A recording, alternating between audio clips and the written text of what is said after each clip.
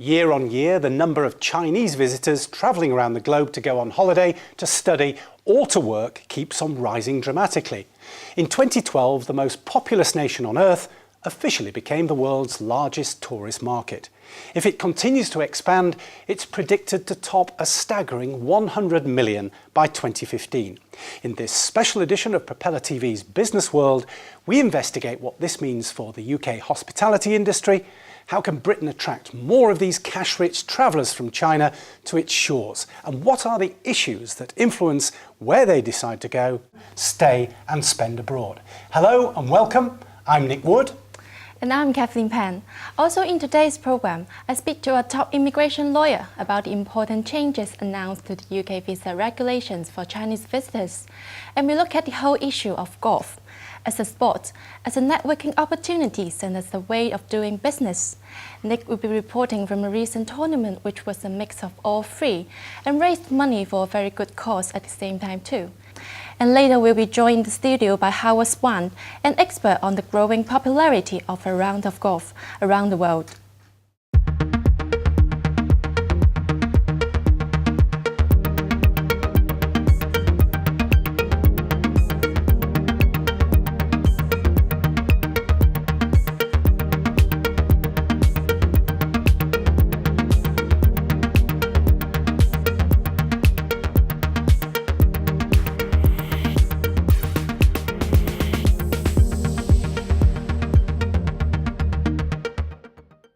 It's official.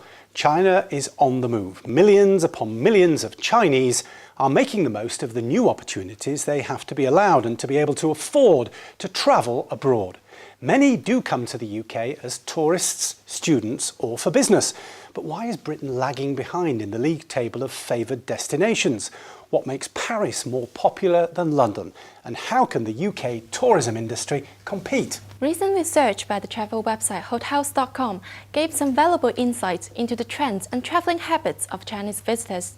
Business World's Jing Wei went to its London offices to find out more, and she begins her report with a telling anecdote. There is an interesting story going around. A Chinese tourist went into a boutique in Milan and lit a cigarette. When she was asked to put it out, she said that if she was allowed to smoke there, she would buy 20 handbags. She was then given an ashtray, and the store had a highly profitable day. Perhaps it is not surprising that travelers from China are sometimes given special treatment. In 2012, they officially became the largest tourist market in the world, spending a total of $102 billion on their travels. According to the World Tourism Organization, the number of international trips by Chinese tourists increased more than 8 times between 2000 and 2012, rising from 10 million to a staggering 83 million. At the same time, the strengthening of China's currency means Chinese shoppers abroad have formidable spending power. So what will be the impact on world tourism if the predictions are right and there are 100 million Chinese traveling the globe in 2015? A recent report by the online travel site Hotels.com assessed what the hospitality industry needs to do to meet the challenge. The Chinese International Travel Monitor analyzed what's wanted by these high-spending visitors, which destinations are winning the battle for their business and why.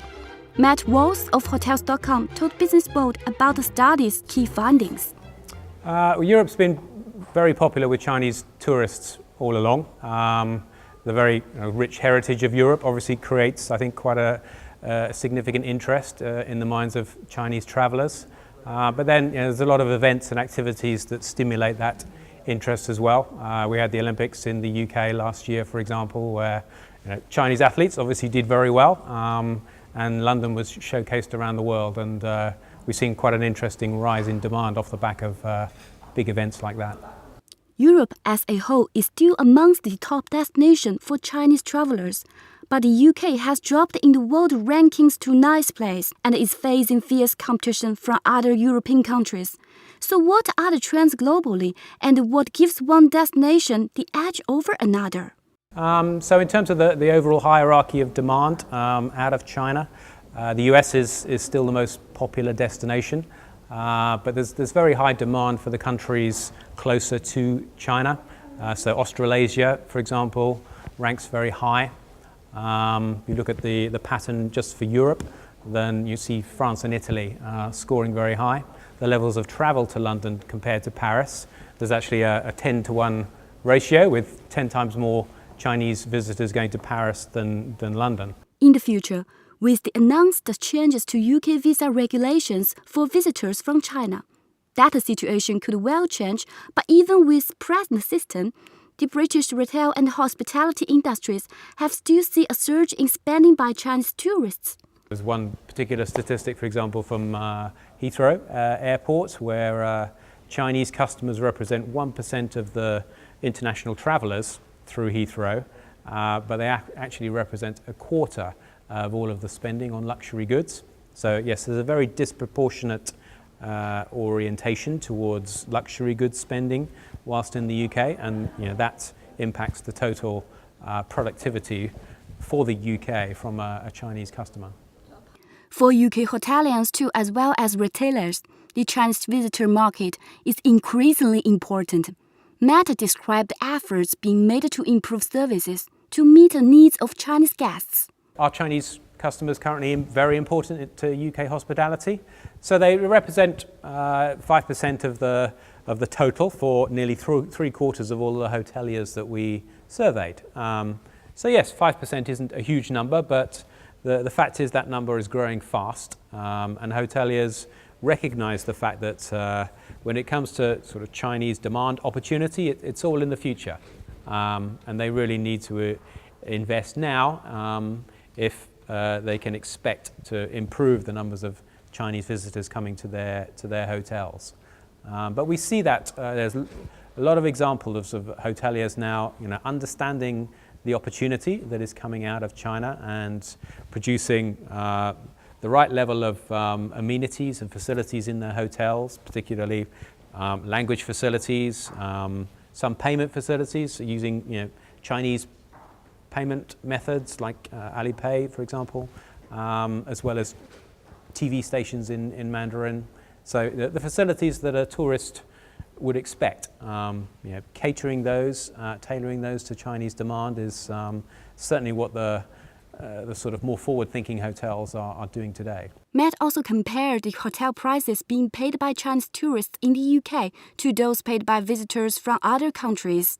So the average price paid today in our latest data from Chinese customers is the average room rate per night is £109, which is above the averages, but it's a relatively high average and reflects the fact that currently there's a higher proportion of particularly 4-star hotels being booked by Chinese customers. I would guess that US customers are paying kind of a similarly high, if not perhaps a higher average rate, simply because with the US customer there's a very strong orientation towards the chain hotels, particularly the US chain hotels.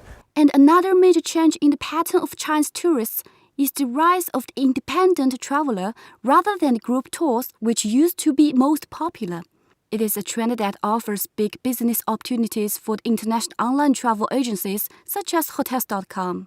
Independent travel is a growth that is created by all the entities in the market, not just Hotels.com, but we're in a situation where we're in the part of the marketplace that is growing very fast. The middle class in China is using information on the internet, such as with sites like Hotels.com, where there's a lot of information about price that would inevitably allow people to choose hotels that suit their own budget. What I can tell you is that the Chinese business is a very big growth area for us. It's an area where we're investing a lot of time and money in being able to tailor our product better to suit the Chinese customer, both in terms of hotel locations, hotel types, but also on the site itself and the way that Chinese customers will want to pay, for example, and payment types. So there's a lot of work and a lot of investment going on at Hotels.com in terms of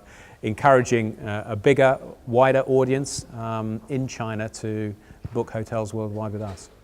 Amongst the key factors which led to this remarkable growth of Chinese tourism are Beijing's relaxation of restrictions on foreign travel, the vast and rapid expansion of China's economy, and the rise of the country's middle class with disposable income. Together, these present a world of opportunities for the global travel industry, but also some serious challenges which it cannot afford not to meet.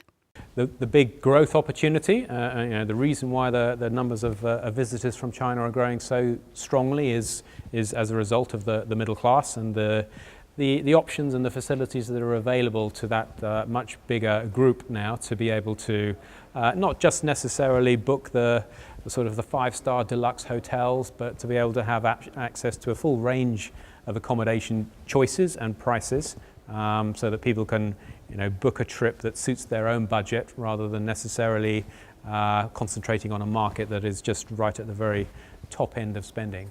This is Jin Wei reporting from Central London for Business World. So that's the China challenge facing tour organisers and hoteliers the world over. But in the UK, it's been announced one important factor is to change. Join us after the break to hear an expert analysis of the proposed new visa regulations for Chinese visitors to the UK.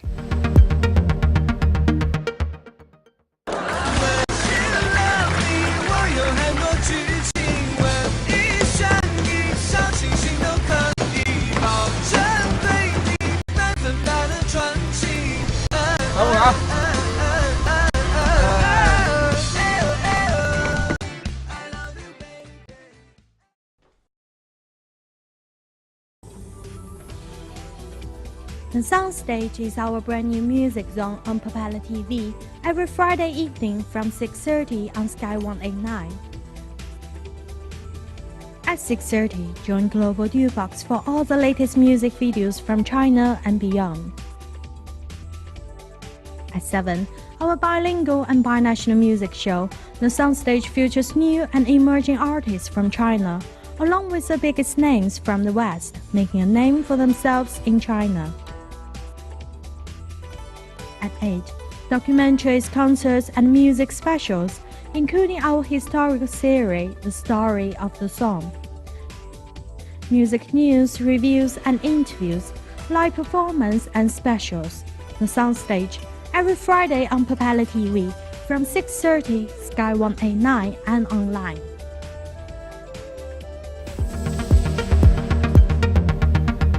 Welcome back to this hospitality edition of Business World.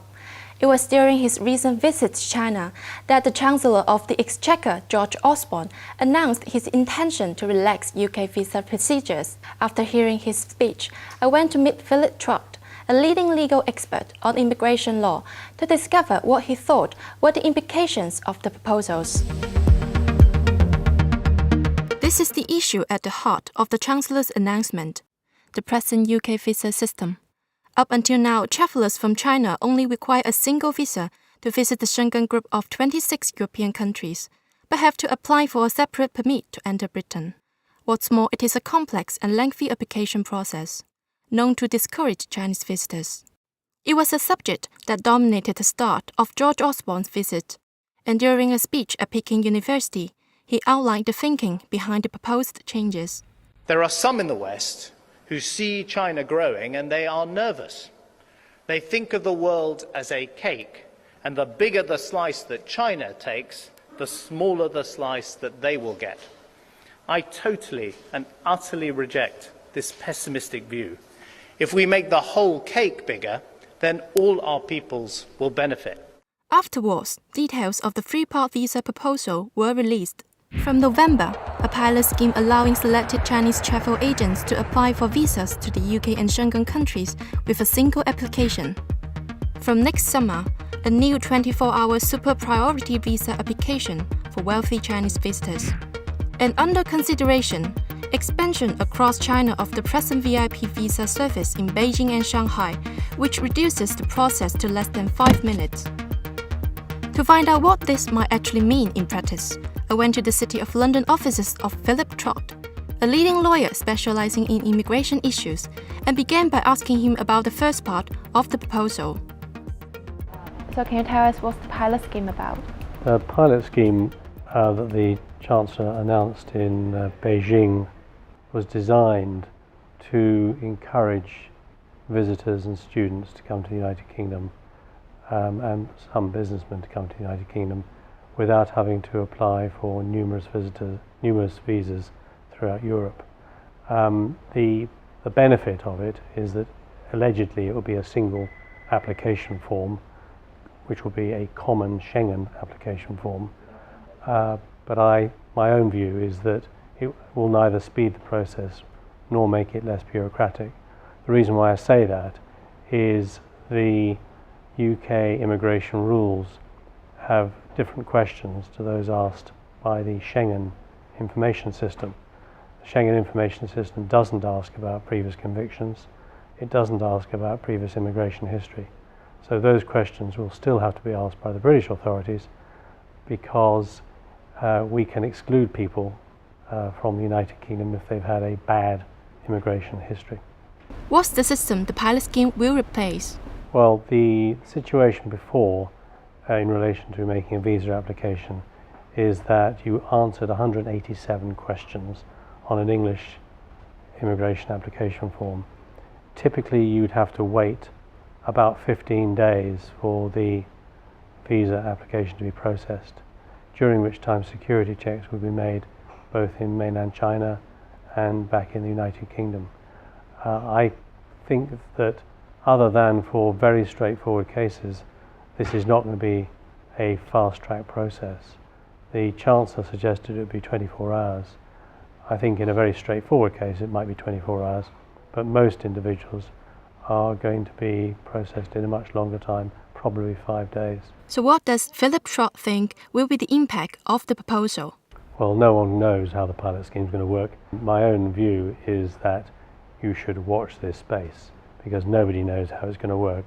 It was a publicity stunt by the Chancellor of the Exchequer at a time when he was trying to attract more money from China into the United Kingdom. The pilot scheme is limited, accredited individual travel agents. I don't see it making any difference at all. The only difference is one of speed.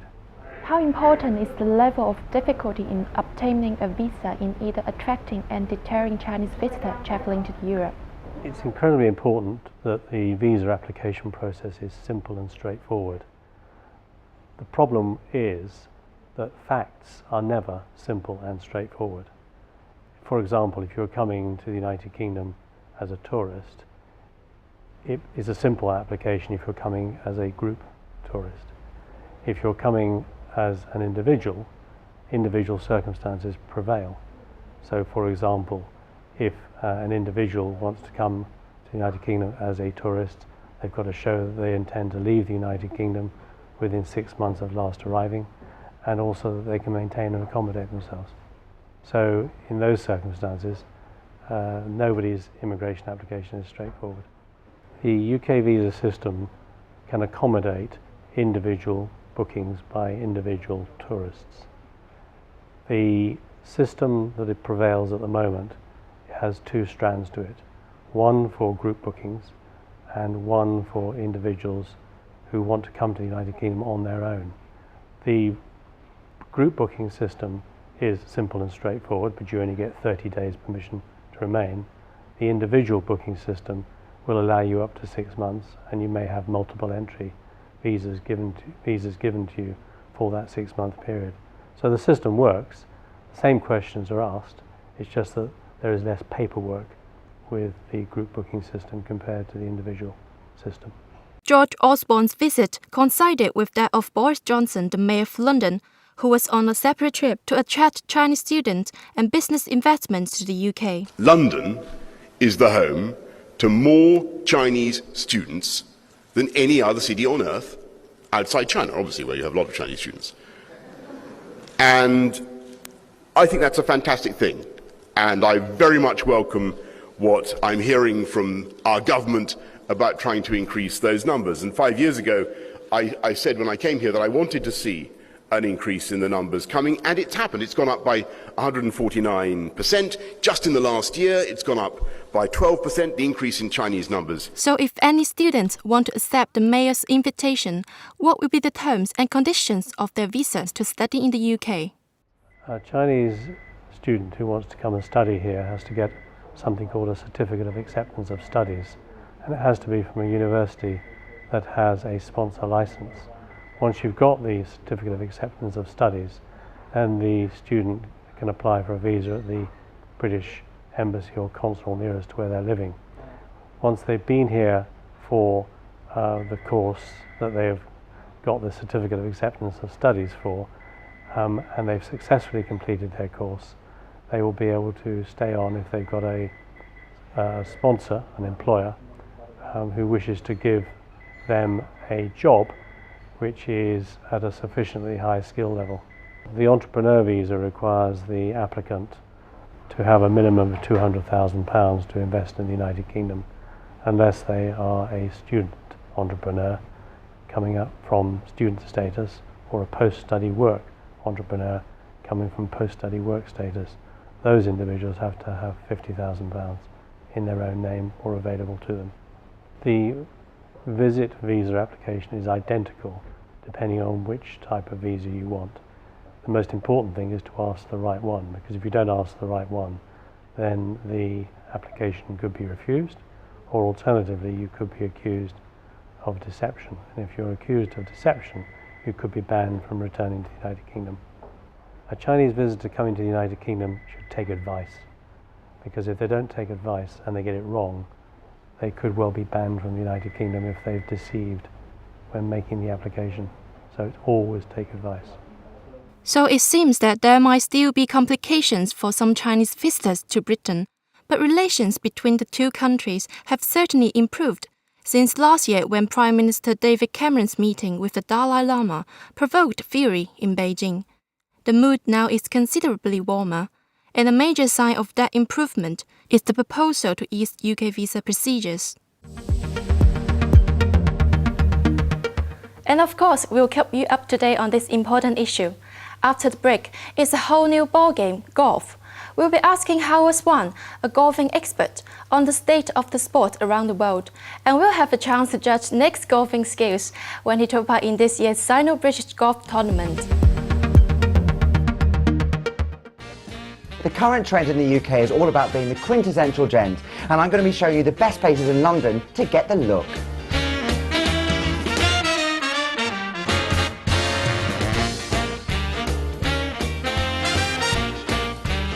Yeah, I like it so much. It's brilliant.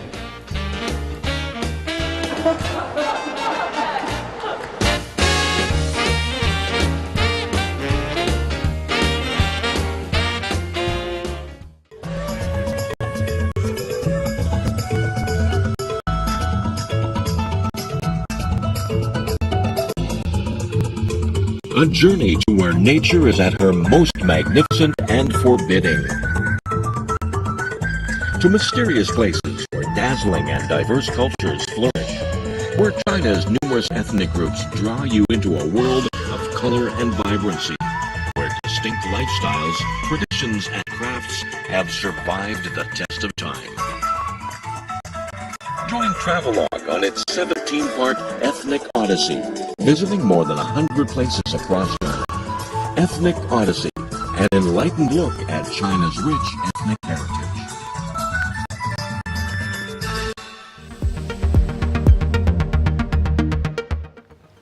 Welcome back, and to the part of this edition of Business World in which I have to declare a special interest. Yes, it's time for golf. It's a game that can be taken many ways. For some of us, it's more of a passion than a pastime. For others, it's a chance to exercise networking skills as well as a healthy workout. And for still more, it's less of a competitive sport than a business opportunity. Well, I'm joined now in the studio by Howard Swan. He's chair of the Golf Consultants Association and someone who's been around a fair number of golf courses around the world.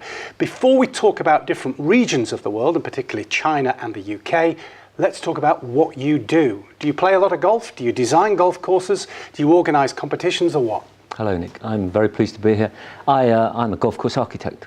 I've been practicing in the golf development business, initially with my father, now with my son, so a three-generation practice of architects in 30 countries around the world for 40-odd years. And it's been a great, great privilege to spend my life in lovely places on golf courses. working hard to improve them. We're going to break down into regions, as I said, particularly China and the UK, but give me a kind of global view at the moment. How fast or slowly is the pulse of golf running? Are we building lots of courses, or with the world economic situation, has that slowed? Well, in the mature markets, so the Western world, so particularly the United States of America, the United Kingdom, the continent of Europe, it has slowed down immensely. Most of the work that's being done on golf courses is renovation, is rebuilding, where they are tired and they need refreshing.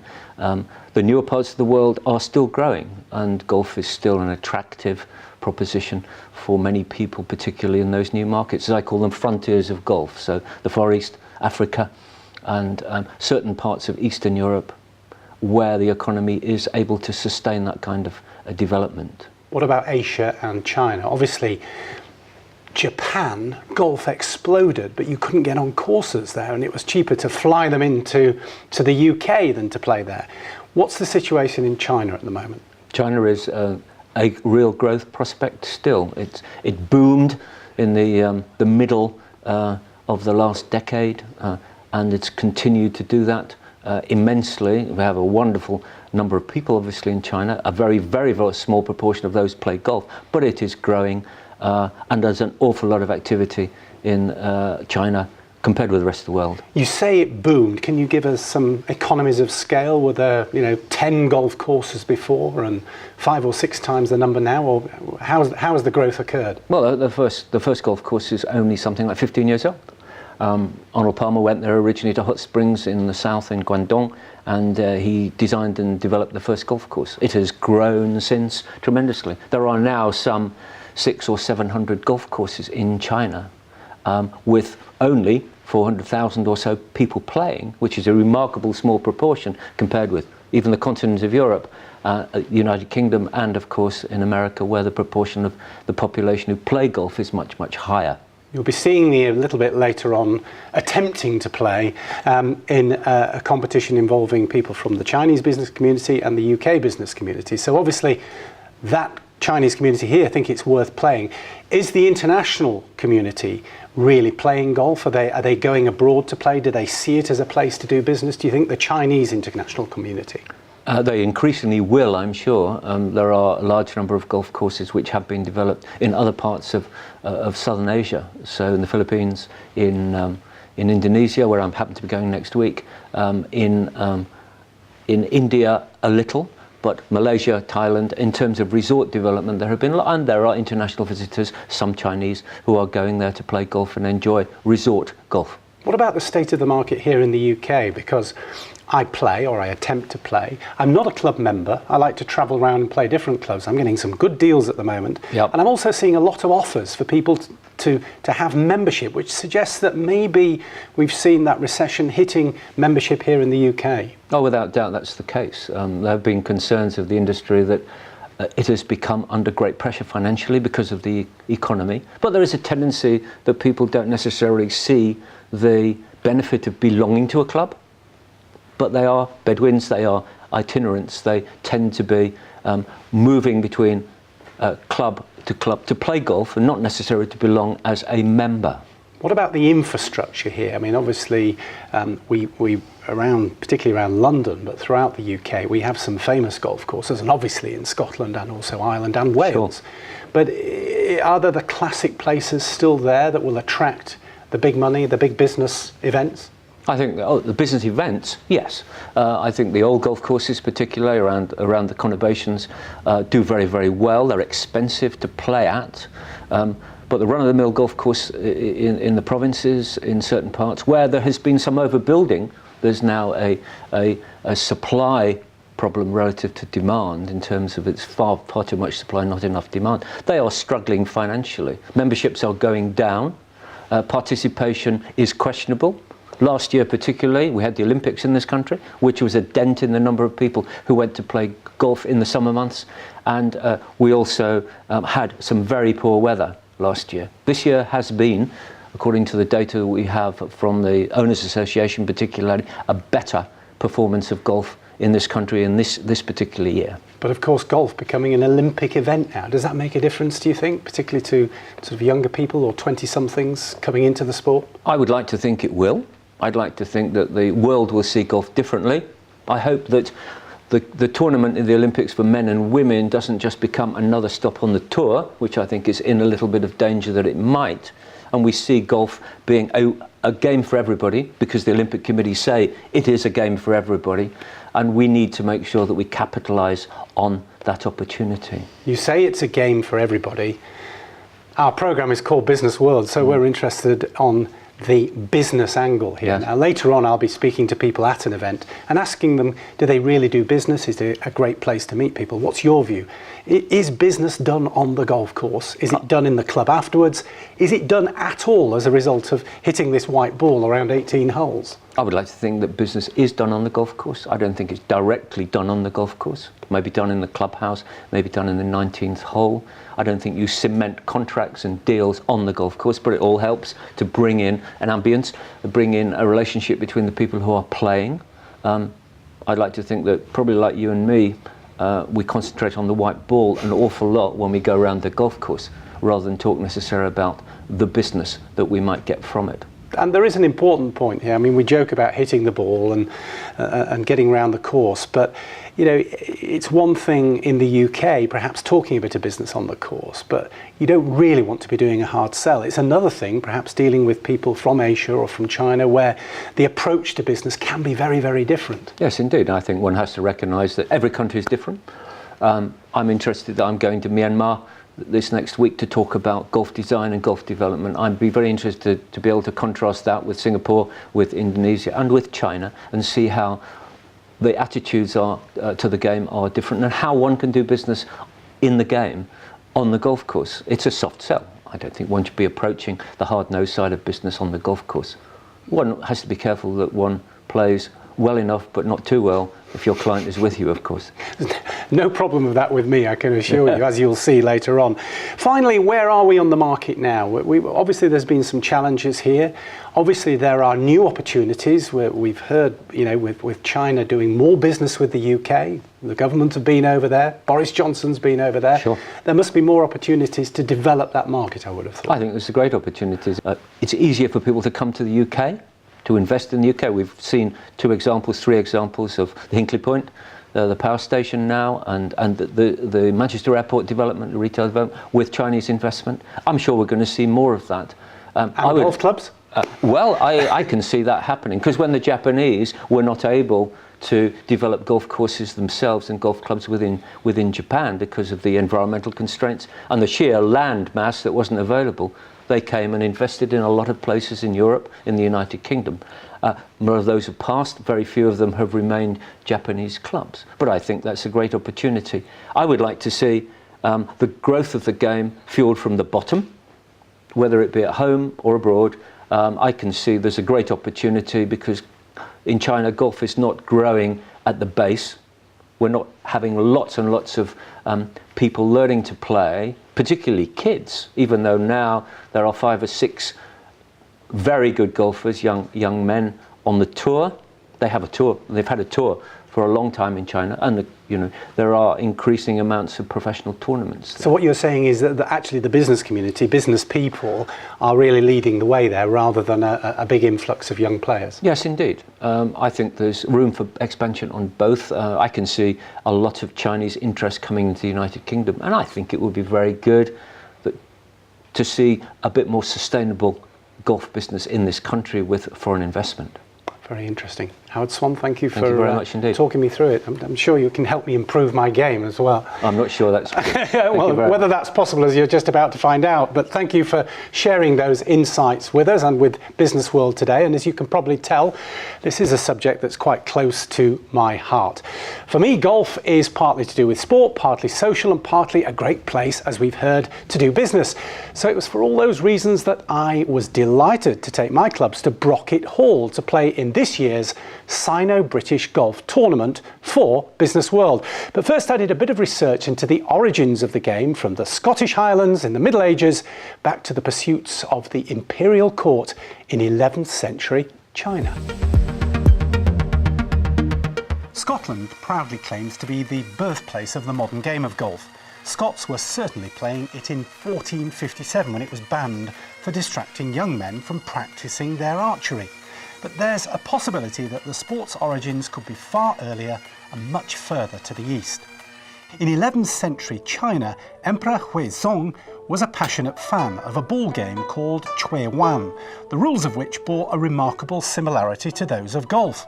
If this royal social activity of the Song dynasty really is the forerunner of today's game, it could be said to be undergoing a major revival in the country now. Golf is a booming industry in China. Despite being far too expensive for the vast majority of people, it is growing in popularity amongst the newly affluent middle class. So what makes the game so attractive to Chinese executives and entrepreneurs? It's a subject that I recently had the pleasure to investigate. Well, I'm at the prestigious Brocket Hall Golf Club. I'm here for the 8th Sino-British Golf Day. I'll be going out on the course shortly, just warming up, but I'll be asking the question, is golf really a great way to do business?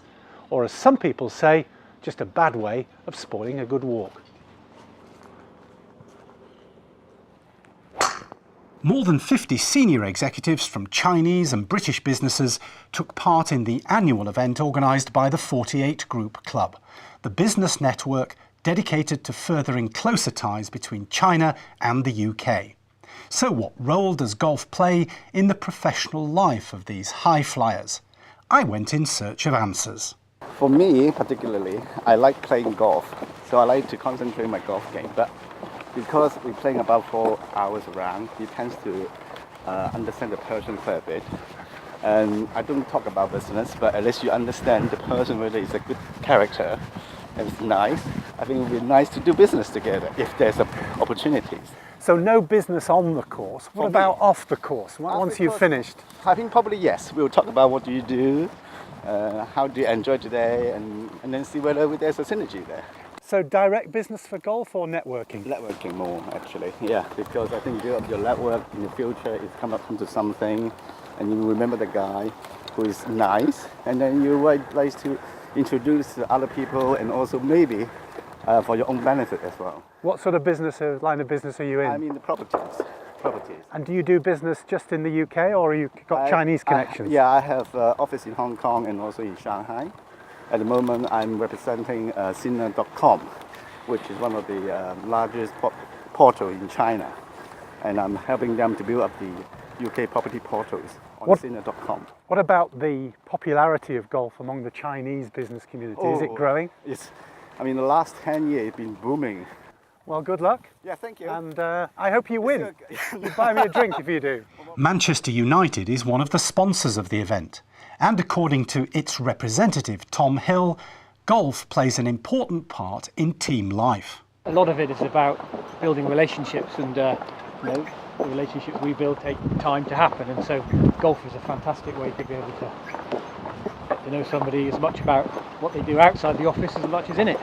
And you've got a worldwide brand, and obviously very popular in China, but golf is becoming very popular in China, so I hear.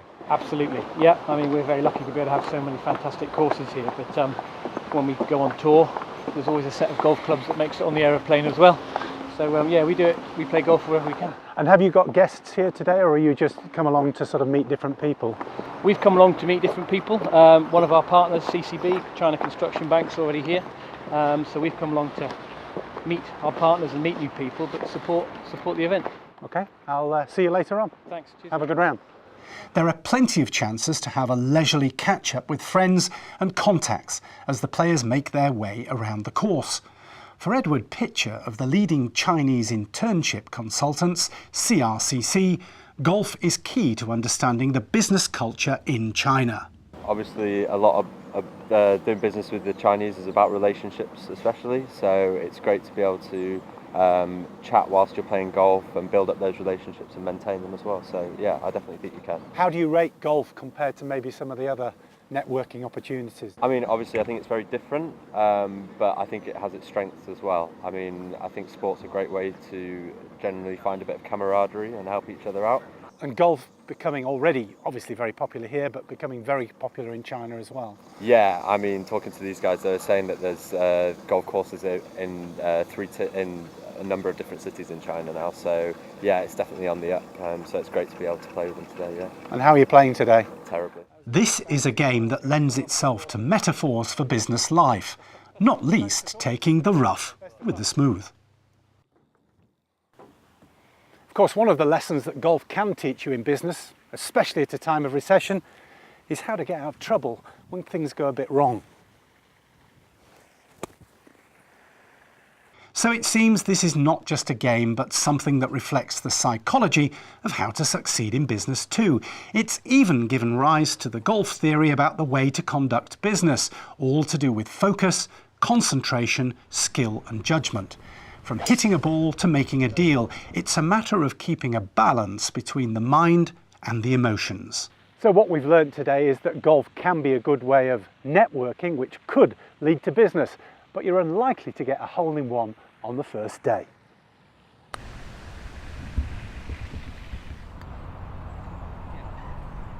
And as usual, after the final shots had been played, it was time to head to the 19th hole. And on this occasion, that meant a great lunch and the opportunity to carry on the conversations begun on the green. Paul Schuenberg is the founder of PAS Search, an international executive recruitment consultancy. What did he think was the value of the event? I think it's twofold. I think, for a lot of people it's about enjoyment, but it's also to a degree about business networking as well. I think people come here with lots of different agendas, but I think for a particular occasion like this, where there's a China-UK theme, I think it has specific relevance because it brings Chinese-British relations much closer, and sport is one of the ways that you can bring two nations much closer together. And whilst my fellow Sino-Anglo competitors certainly share a love of golf, it seems there are important lessons to be learnt about the differences between British and Chinese business culture too. KPMG was another of the day's sponsors. To me, golf fits right in the middle of the relationship or doing business with China. Doing business in China is about, first of all, having a good relationship, personal relationship with your client. You start with a personal relationship, and people need to feel comfortable with you before you talk about some serious business. And in golf is a very relaxing environment and provide you a lengthy period of time, almost a whole day. And then at different occasions, you can bring up the right topic at the right time. And normally after that, there's a bit of entertainment, meals, dining after that, after people have known each other and the gentlemen have been working on something together and build their rapport out of it, then naturally a business topic will flow. Cultural essence of the Chinese people. People don't like very pushy salesperson in China. On the opposite side, actually, in the UK, it might be perfectly acceptable when a salesperson comes to your door and tell you how good the product is without knowing you at all. But in China, that way normally it doesn't work. In a reflection of the aims of the 48 Group Club to promote a closer relationship between China and the UK, the event was attended by the Chinese ambassador to the UK, His Excellency Lu Xiaoming, and it also raised funds for the Chinese Welfare Trust, a charity which supports disadvantaged Chinese in the UK, especially the elderly. There was an auction of some impressive lots donated by the sponsors for this good cause. So what was the organisers' assessment of the significance of the day? Yeah, cool. I mean, you could easily say this is just a bunch of business people taking a day off and having a bit of fun on the golf course. There's some pretty serious people attend a golf day like this, and the reason is that particularly, with a nation like China and going global, it's businesses wanting to interact with other multinationals across the world. These people don't know each other. They don't know how they think, they don't know how they react. And a day like today is an opportunity for a bit more relaxed contact, where you're not sitting waiting for a question and an answer across a formal meeting room. You kind of got your mind a bit on the golf, but people are just getting to learn to know each other, to feel relaxed in each other's companies, so that when the issues arise, they can deal with them in a more, I guess using the word again, a more relaxed way, but more sure of the people they're dealing with. We have an organization called the Young Icebreakers, and what is its core objective is to enable young British and Chinese to get to know each other, so that when they're working with each other in 15, 20 years' time, they can deal with problems in a much more relaxed way. They have a sense of each other. Well, that's what goes on the golf course. I mean, you've played some golf, you know. You kind of lose your cool a bit out there. You show all your emotions, but you kind of come in and have a meal together and you feel comfortable. Now, some people can write that off as a day out and not very serious, and maybe in some cases it is. But the 48 group wouldn't be doing it unless we really thought it was an opportunity to bring British and Chinese business executives together, and a lot of stuff will be talked about today. So, a day of networking, socialising, fund and awareness raising, but also, of course, golf. Yes!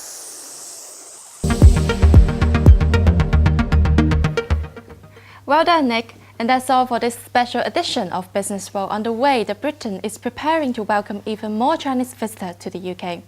Thank you for watching, and we look forward to bringing you more programs on the issues that matter to you. So please do get in touch if you have comments on today's topic, as long as it's not about my game of golf, or there is any other relevant subject that you would like us to consider investigating in the future. Here's the email address. It is hello@propellertv.co.uk.